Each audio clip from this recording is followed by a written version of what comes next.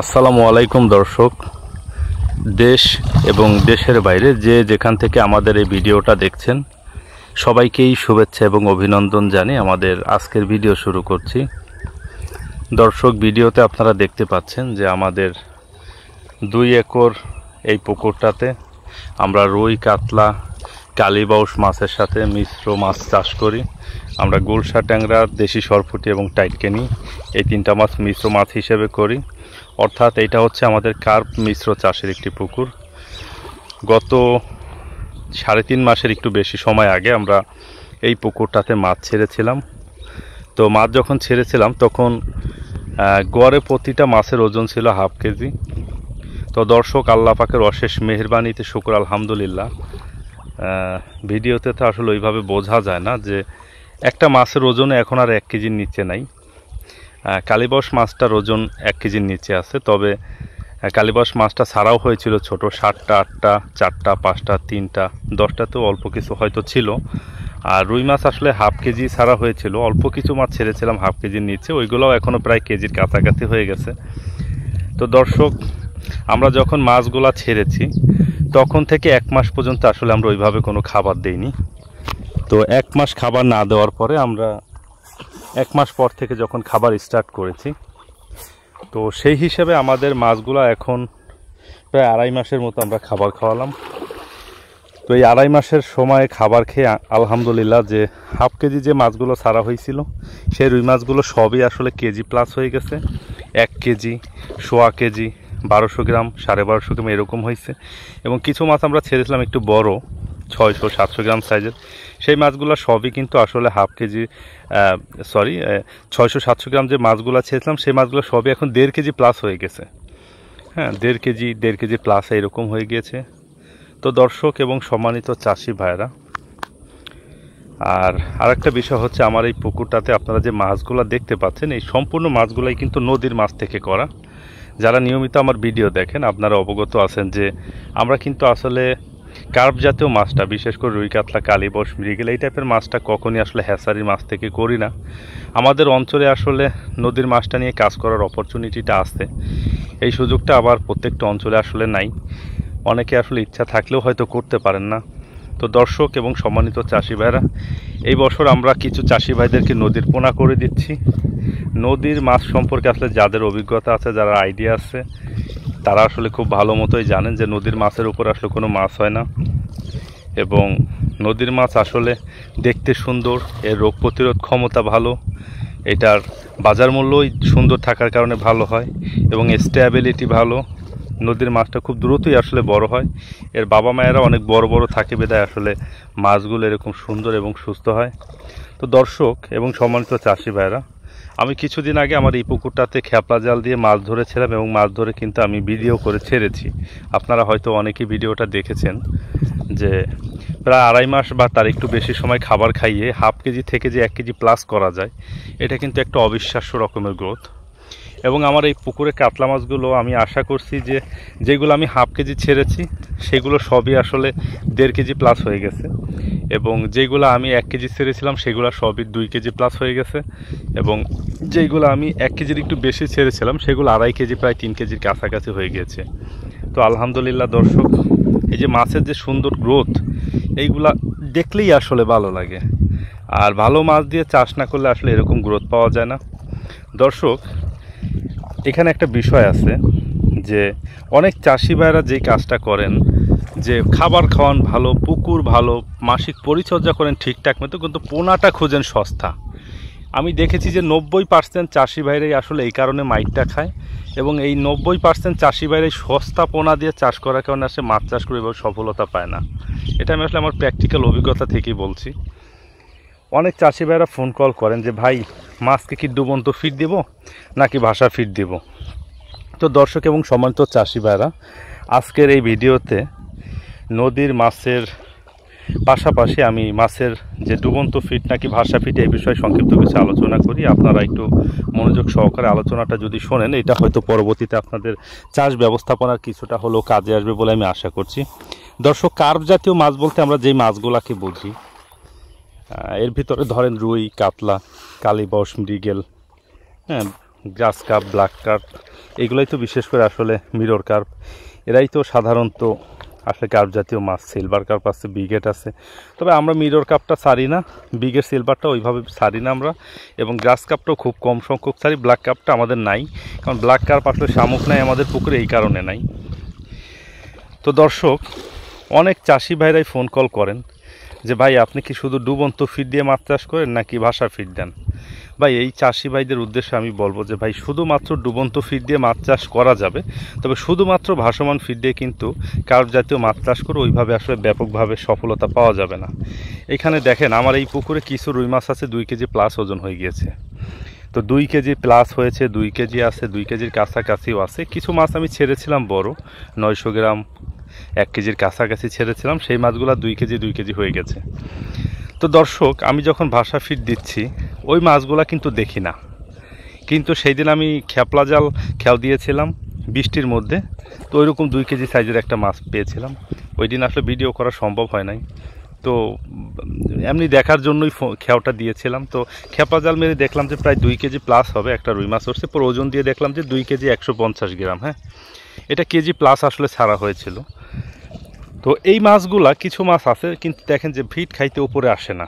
হ্যাঁ, মাছের কিন্তু আসলে একটা মানে স্বভাবগত একটা ব্যাপার আছে, বিশেষ করে রুই মাছটার ক্ষেত্রে যদি আমি বলি যে রুই মাছ কিন্তু 1 কেজি 1.5 কেজি 1.5 কেজি এই সাইজ পর্যন্ত কিন্তু উপরে আসে ফিট খাইতে, কিন্তু যখন নাকি রুই মাছ বিশেষ করে রুই মাছটা 1.5 কেজি প্লাস হয়ে যায় তখন উপরে উঠতে আসলে অনীহা প্রকাশ করে। এবং দেখেন এর সাথে যে আমাদের কাতলা মাছ থাকে, কাতলা মাছ কিন্তু ফিট খায়। হ্যাঁ, সেক্ষেত্রে ভাষা ফিড কিন্তু ওইভাবে খায় না, আগে কখনোই আমি খেতে দেখতাম না, কিন্তু ইদানিং দেখি যে কিছু কিছু কাতলা মাছ ফিড খায়। যদি আসলে পুকুরে প্রাকৃতিক খাদ্যের অভাব থাকে তাহলে বিশেষ করে কাতলা মাছকে ফিড খাইতে দেখা যায়, নয়তো আসলে কখনোই দেখা যায় না। তো দর্শক, সেক্ষেত্রে এই যে ট্রেটা দেখতে পাচ্ছেন, এই ট্রের ভিতর প্রতিদিন সকালে আমরা 4 বস্তা করে ডুবন্ত ফিড দিয়ে দিই। তো এই ট্রের ভিতরে আমি জাল মেরে দেখেছি যে কাতলা মাছ উঠে আসে, এবং কাতলা মাছের পেট কেটেও আমি দেখেছি যে পেটের ভিতরে কাতলা মাছের কিন্তু ডুবন্ত ফিট আছে। এতে প্রমাণ হয় যে আসলে কাতলা মাছ ডুবন্ত ফিট খায়। সিলভার কাপ মাছও খায়, আমি প্রমাণ দেখেছি, এভাবে পেট কেটে আমি আসলে নিজে চেক করে দেখেছি খায়। তো দর্শক, এরকম ট্রের ভিতরে খাবার দিবেন আপনারা, এবং ট্রেটা সম্পর্কে আমি একদিন একটা ভিডিও করব। অনেক চাষি ভাইরা জানতে চান ট্রেটা কীভাবে করেন। ট্রেটা যখন আমি উঠাই আমি ভিডিও করে আপনাদেরকে দেখাবো। তো দর্শক, সকালবেলা আমরা যে ডুবন্ত ফিড দিচ্ছি এটা সব মাছই খাচ্ছে, এবং দেখেন সাথী ফসল হিসেবে যে আমরা কিছু মাছ ছাড়ি এরাও কিন্তু আসলে ডুবন্ত ফিড খায়, এখানেও কিন্তু মাছের কিছুটা আসলে গ্রোথ হয়। এবং আমরা বিকেলবেলা মাছকে ভাষা ফিড দিই। এখন তো আসলে সন্ধ্যার একটু আগ মুহূর্ত সময়, ফিড আরও 1-1.5 ঘন্টা আগে কাশেম ভাই দিয়ে দিছে, তো আমি আসারই অনেক আগে ফিড দিয়েছে। তো এখন ওয়েদারটা অনেক ভালো, ঠান্ডা বাতাস, এখানে এসে দাঁড়াইলে আসলে ভালো লাগে। তো আমি এসে মাছ দেখার জন্য কিছু ফিড দিলাম, এবং মাছগুলো স্বাস্থ্য পরীক্ষা করতেছি এর ঠিকঠাক আছে কিনা সব কিছু, এগুলো আসলে ফিড দিয়ে আমি চেক করে দেখি মাঝে মধ্যে। তো দর্শক, একটা বিষয় আপনাদেরকে খেয়াল রাখতে হবে যে মাছ যত বড় হবে এর স্বভাবগত ততই আসলে পরিবর্তন আসতে থাকবে। সুতরাং ভাষা ফিড দিয়ে সবসময় আসলে মাছ চাষ করা সম্ভব হয় না। তবে দর্শক, কার্প জাতীয় মাছটা যদি আপনি ভাষা ফিড না দিয়ে শুধুমাত্র ডুবন্ত ফিড দিয়ে করতে যান, ডুবন্ত ফিডের কোয়ালিটি যদি ভালো হয় তাহলে কিন্তু চাষ করা যাবে। সে চাষটা কিন্তু মোটামুটি খুব যে একটা খারাপ হবে তা না, মোটামুটি ভালোই মাছ হবে। কিন্তু শুধুমাত্র ভাষা ফিড দিয়ে কিন্তু কার্প জাতীয় মাছ অত ভালো হবে না। অনেক চাষি ভাইরাই রুই মাছ 1 বছরও 1 কেজি করতে পারেন না, পরে কথা বলতে বলতে বলতে বলতে একটা পর্যায়ে গিয়ে অনেক খোঁচাখুচি করে দেখি যে আসলে তারা কি করেন, শুধু ভাষা ফিড দেন। এটা আসলে সম্ভব না, এটা কখনোই সম্ভব না, ভালো হবে না। হবে, চাষ হবে না ঠিক তা না, আপনার লাভ হবে না তাও বিষয়টা না, কিন্তু লাভ হবে, চাষ হবে, কিন্তু খুব একটা ভালো হবে না। ভালো হবে ধরেন যে আপনার যে আশা অনুরূপ ফল অন্যান্য চাষিদেরকে দেখেন, ইউটিউবে দেখেন, ফেসবুকে দেখেন, টিভির প্রোগ্রামে দেখেন, হ্যাঁ এইটা করে ওইটা করে, এই লাভ সেই লাভ, ওই রকম আপনার কখনোই হবে না। তো দর্শক এবং সম্মানিত চাষি ভাইয়েরা, আপনারা মাছকে ভাসমান ফিডের পাশাপাশি আসলে ডুবন্ত ফিডটাও দিবেন। আর আমরা আসলে ভাসমান ডুবন্ত দুইটাই দিই। এটার একটা কারণ হচ্ছে যে আমাদের এই পুকুরগুলোতে দেশি সরপুঁটি আছে, টাইটকেনি আছে এবং ট্যাংরা মাছ আছে। হ্যাঁ, তো এই গুলশা ট্যাংরা আর দেশি সরপুঁটি টাইটকেনি থাকার কারণে আমরা যেটা করি, কার্প জাতীয় যে ভাসমান ফিড আছে সেটা খেয়ে কিন্তু আমাদের দেশি সরপুঁটি টাইটকেনি এবং ট্যাংরা মাছের গ্রোথ হবে না। এই জন্য আমরা কি করি যে হাই প্রোটিনের যে খাবার, শিং মাগুর পাবদা ট্যাংরা মাছের যে খাবার, সেই খাবারটা এই পুকুরে আমরা দিই। এবং এই হাই প্রোটিনের যে খাবার এইটাতে কিন্তু আসলে প্রোটিন পার্সেন্টেজ থাকে বেশি, এটাতে প্রোটিন পার্সেন্টেজ প্রায় 32%-এরও বেশি থাকে। তো সেই ক্ষেত্রে 32%-এরও বেশি প্রোটিন থাকা অবস্থায় যদি আমরা এই কার্প জাতীয় মাছ রুই কাতলাকে খাওয়াই, দেখা যাবে যে রুই কাতলা মাছের আসলে লিভারে চর্বি হয়ে যেতে পারে, এবং রুই কাতলা মাছের লিভারে যখন চর্বি হবে কালীবাউস মাছের, তখন যখন মাছ ভাসবে অনেক সময় কিন্তু মাছ আর স্টে করতে পারবে না, দ্রুতই আসলে মারা যাওয়ার একটা সম্ভাবনা থাকবে। এই জন্য মাঝে মাঝে লিভার টনিকও দেওয়া উচিত পুকুরে। আমরা খুব একটা দিই না, তবে মাঝে মাঝে দিই। তো দর্শক এবং সম্মানিত চাষি ভাইরা, এই হাই প্রোটিনের খাবারের সাথে যদি আমরা লো প্রোটিনের খাবারটা না দিই, তাহলে এর যে ফুডের যে মানে খাদ্যের যে অভ্যাস এবং এর হেলথের সাথে যে অ্যাডজাস্টমেন্টের একটা ব্যাপার, এটা কিন্তু আসলে ঠিক থাকবে না। এই জন্য লো প্রোটিন এবং হাই প্রোটিন, সকালে যদি লো প্রোটিন খায়, ধরুন 26% বা 27% প্রোটিনের খাবার যদি সকালবেলা খায়, এবং বিকেলবেলা যদি এরা বা 28%-এর প্রোটিনের ডুবন্ত ফিড খায়, এবং বিকেলবেলা দেখা যাবে যে এরা যদি আসলে 32% প্লাস আসলে প্রোটিন হাই প্রোটিন খায়, তাহলে ওইরকম সমস্যা নেই। মোটামুটি দুইটা অ্যাডজাস্ট হয়ে একটা সমস্যার সমাধান আসলে হয়েই যায়। তো দর্শক এবং সম্মানিত চাষি ভাইয়েরা, এই অনেক চাষি ভাইরা তো বলেন যে আমি ডুবান্ত ফিড দেন নাকি শুধু ভাসমান ফিড দেন। আপনারা যে লট অফ কমেন্ট করেন এবং মেসেজের পর মেসেজে আপনারা পাঠান, হোয়াটসঅ্যাপে পাঠান, তো আপনাদের কথা চিন্তা করেই আজকের আমার এই ভিডিওটা করা, যে শুধু ডুবন্ত ফিড দেবেন না শুধু ভাসমান ফিড দেবেন। আমি আবারও বলতেছি যে কার্প জাতীয় মাছকে শুধু ডুবন্ত ফিড দিয়ে চাষ করে মোটামুটি ভালো একটা প্রোডাকশনে নিয়ে আসা সম্ভব, কিন্তু শুধুমাত্র ভাসমান ফিড দিয়ে পানির যে কালার, পানিতে যে প্রাকৃতিক খাদ্য, এগুলাও ঠিক রাখতে পারবেন না, এবং পুকুরে যে মাছের যে ডেনসিটি এইটাও বাড়াইতে পারবেন না খুব একটা বেশি পরিমাণে।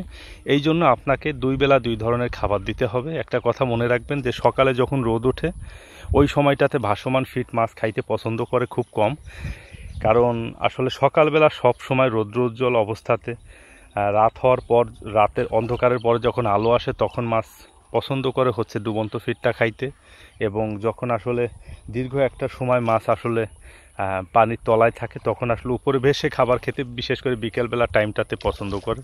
এই দুইটা জিনিস মাথায় রেখে আপনারা মাছের খাদ্য ব্যবস্থাপনাটাকে করবেন। এবং খাদ্যের যে বিষয় দর্শক, অনেক চাষি বাইরে আসতেন যে হাতে বানায় খাবার খান।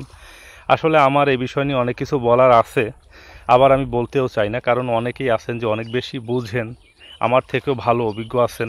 তবে আমি আমার ব্যক্তিগত চাষ ব্যবস্থাপনায় দেখেছি যে হাতে বানিয়ে খাবার খাওয়ানোটা যে পরিমাণ আসলে প্যারা এবং যন্ত্রণা, এটার বলে শেষ করা যায় না, এবং সবসময় আসলে সঠিক কোয়ালিটি আনা যায় না।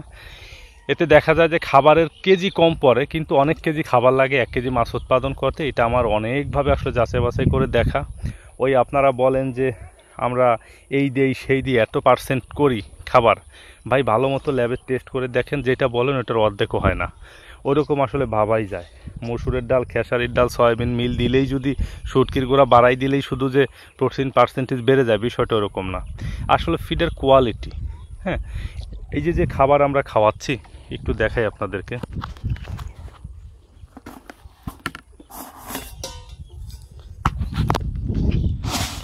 দর্শক এই ফিডগুলা দেখেন, এটা 2 মিলি সাইজের ফিড। এটা হচ্ছে পুষ্টিরাজ কোম্পানি 2 মিলি সাইজের ফিড। এইটা আমরা 25 কেজির বস্তা কিনে নিয়ে আসি প্রায় 2448 টাকা দিয়ে। সব মিলিয়ে প্রায় হয়তো 100 টাকার মতোই কেজি আসলে পড়ে যায়। হ্যাঁ, তো এত দামি খাবার খাওয়াচ্ছি, তারপরও দেখেন আল্লাহর অশেষ মেহেরবানিতে আমাদের অনেক ভালো প্রফিট হয়। এইটার একটাই কারণ, সেটা হচ্ছে যে আমরা চাষটা বুঝে করি। এই দামি খাবারটা কোনো কম দামি মাছকে খাওয়াচ্ছি না। এই যে দেখেন আমরা 100 টাকার খাবার খাওয়াচ্ছি, এখানে মিরর কাপ নাই, এখানে মৃগেল নাই, কম দামি কোনো মাছে তো খাচ্ছে না। এখানে অল্প মাত্র 10টা মাত্র গ্রাস কাপ মাছ আছে, তারপরেও চারপাশে ঘাস টাস আছে, কাশেম ভাই ঘাস দেয়, গ্রাস কাপ মাছের ঘাসের পিছনে ছুটতে থাকে, ওইরকম আর ফিডের পিছনে অত সময় নষ্ট করে না। ঠিক এই খাবারটাই যদি আমার এই পুকুরে অনেক পরিমাণ আসলে মিরর কাপ মাছ থাকতো, তাহলেই কিন্তু আমার একটা লোকসানের কারণ হয়ে যেত। গত কয়েকদিন আগে নাটোরের একটা ভিডিও দেখতেছিলাম, যে পিন্টু ভাই মেবি ওনার নাম, ফিশ সেলিং বিডি নামে মনে হয় ওনার চ্যানেলটা, যে ওনার পাবদা মাছের পুকুরে দেখলাম যে প্রচুর পরিমাণে আসলে হয়ে গেছে, কি বলে এটাকে, মিরর কাপে বাচ্চা দিয়ে দিছে, এবং এত পরিমাণে বাচ্চা দিছে যে উনি খাবার দিলে সেই মিরর কাপে পাবদা মাছের আগে খাবার খেয়ে নিচ্ছে। তো দেখে আসলে আমার মানে এই বিষয়টা কিন্তু আজ থেকে আমি অনেক দিন আগে আমার চ্যানেলে শেয়ার করেছি। আপনারা দেখেন যে মিরর কাপ মাছ আমরা কেন চাষ করি না, একটা ভিডিও আছে, আমি লিঙ্কটা দিয়ে দিচ্ছি ভিডিওর নিচে, আপনারা দেখে নিন অথবা একটু খুঁজে দেখে নেন। হয়তো অনেক আগে আপলোড করেছিলাম ভিডিওটা, মাস দুয়েক আগে। তো সেখানে অনেক ভাইরে অনেক রকম আজে বাজে হোয়াটসঅ্যাপে আমাকে মন্তব্য করেছিল যে আপনি এইটা ঠিক বলেন নাই, ওইটা কেন বললেন, মিরর কাপ মাছ এই সেই হ্যান ত্যান, 5 কেজি হয় 10 কেজি হয়। বেসিক্যালি বিষয়টা এইটাই। হ্যাঁ, আজকে এই পুকুরে যদি 100 পিস মিরর কাপ মাছ থাকে, 20টা মাছ 2টা মাছ যদি থেকে যায়, আর 2000 বাচ্চা যদি দিয়ে দেয়, 2000 বাচ্চা যদি 500 বাচ্চা বেঁচে যায়, সে 500 বাচ্চা যদি হাফ কেজি সাইজ হয়, আর আমি যদি 100 টাকা কেজির খাবার দিই, আর সমানে যদি খাওয়া শুরু করে 500 মাছে, তখন একবার ভাইবা দেখেন তো যে 100 টাকা কেজির খাবার 2 কেজি খেয়ে যদি আমার 1 কেজি মিরর কাপ হয়, তাহলে 2 কেজি খাবারের দামই তো আমার 200 টাকা। আরও তার সাথে আনুষঙ্গিক খরচ কি আছে না? আছে। তো সব মিলাই যদি আমি 200-250 টাকা দিয়ে শুধু উৎপাদন করি, কয় টাকা বিক্রি করা যায় 1 কেজি মিরর কাপ মাছ? এইটা চিন্তা করে চাষি ভাইরা মাছ চাষ করতে হবে। এই যে ডুবন্ত ফিট এবং ভাসমান ফিটের বিষয় বলেন, অনেক চাষি ভাইয়েরা কী করেন যে নিজেরা খাদ্য তৈরি করেন, অনেক কম দামি মেশিন আছে, ধরেন যে 2 লাখ 3 লাখ টাকা দিয়ে নর্মাল একটা সেট আপ করেন, এবং সেইখানে তারা তাদের মন মতো প্রচুর শুটকির গুঁড়া টুড়া এটা সেটা দিয়ে আসলে খাদ্য তৈরি করেন, কিন্তু আমি দেখেছি সেই খাবারের কোয়ালিটি হয় না। তাদের ওই মেশিনগুলো এত পরিমাণে বার্ন হয়ে যায়, মানে গরম হয়, হিট হয়, যে তাদের খাবারগুলো বার্ন হয়ে যায়, পুড়ে যায়। ফিডের যে কোয়ালিটি ওইটা ঠিক থাকে না। আজকে ধরেন 30% প্রোটিন আছে, ঠিক আছে, 7 দিন পরে ওই বস্তা যখন খাবার ল্যাবে টেস্ট করে দেখবেন যে 30% প্রোটিন নাই, দেখবেন যে 16-17% বা 15%-এ চলে আসছে। এটা কিন্তু আমি অনেক চাষিদের সাথে কিন্তু কথা বলি, আমি অভিজ্ঞতা থেকে শেয়ার করছি বিষয়টা। অনেক চাষি ভাই এরা বলেন, আমাকে অনেক বড় একজন চাষি ফোন দিয়েছিলেন, ওনার নাম আমার মনে নাই। তো উনি আমার একটা ভিডিও দেখে আমাকে ফোন করে এই কথাটা বলেছিল যে ভাই আপনার কথাটা সঠিক। আমি সম্ভবত উনি 20 টন খাবার তৈরি করেছিলেন। তো উনি বললো যে আমি যখন তৈরি করেছিলাম তখন 32% প্রোটিন ছিল খাবারে, কিন্তু 1 সপ্তাহ 10 দিন পরে টেস্ট করেছি, দেখলাম যে 16% বা 15%-এ নেমে আসছে। আপনার এই ধারণা ঠিক। আবার 7 দিন পরে 3-4 দিন পরে 20%-এ নেমে আসছে, আস্তে আস্তে শুধু নামতেই আছে তার ফিডের কোয়ালিটি। পরে তিনি বলেন যে আমি আর কখনোই ভুলগুলা করব না, আমি ভালো কোম্পানির ভালো ফিডই খাওয়াবো। তবে খাদ্য যদি আসলে কম মূল্যে এবং যদি ভালো কোয়ালিটি রেখে ভালো, মানে যেইটা আসলে থাকার কথা ঠিক সেইভাবেই যদি তৈরি করা যায়, তাহলে কিন্তু কোনো সমস্যা নেই। হ্যাঁ, তাহলে সেই ক্ষেত্রে সেই ফিডে অবশ্যই মাছের গ্রোথ হবে, এটাতে কোনো সন্দেহ নেই। তবে আমি বলছি যে যারা আসলে সস্তার 3 অবস্থা, ওই যে একটা কথা আছে, যারা এই বিষয়গুলোতে মাথায় রেখে আর কি কাজটা করবে, যে আপনারা একটা জিনিস দেখেন, 50 টাকা কেজির খাবার যদি আমি 3 কেজি বা 4 কেজি খাওয়ানোর পর যদি 1 কেজি মাছ আমার উৎপাদন হয়, কয়েকটা মাছ আসছে দর্শক বড়, এখানে 1.5 কেজি সাইজের, তো আমি 50 টাকা কেজি খাবার বানাই, যদি 4 কেজি হয় 1 কেজি মাছ বানাই, তাহলে আমার কত খরচ পড়লো? 200 টাকা। তার থেকে আমি যদি এই 100 টাকা কেজির খাবার খাওয়াচ্ছি, এটাতে যদি 1 কেজি মাছ হয়, সেটাই কি ভালো না বলেন?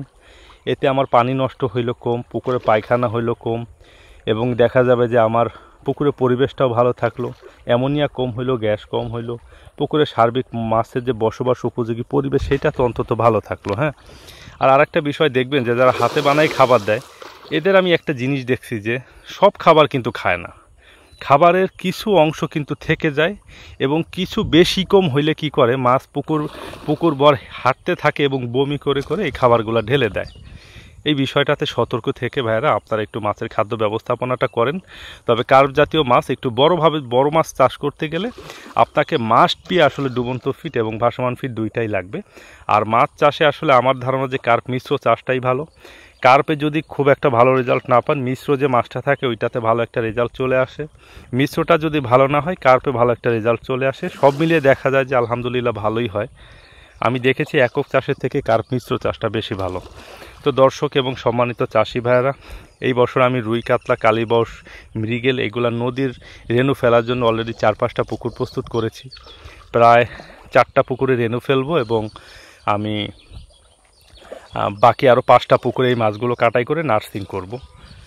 তো দেশ এবং দেশের বাইরে থেকে যেখান থেকে আমাদের এই ভিডিওটা দেখছেন, আমাদের হাবিবুর রহমান মৎস্য প্রকল্প নামক এই ভিডিওটা যারা ফেসবুক থেকে দেখছেন, আমাদের ফেসবুক পেজটাকে লাইক দিয়ে আমাদের সাথেই থাকবেন, এবং ইউটিউব থেকে যারা ভিডিওটা দেখছেন আমাদের ইউটিউব চ্যানেলটাকে সাবস্ক্রাইব করে আমাদের সাথে থাকবেন।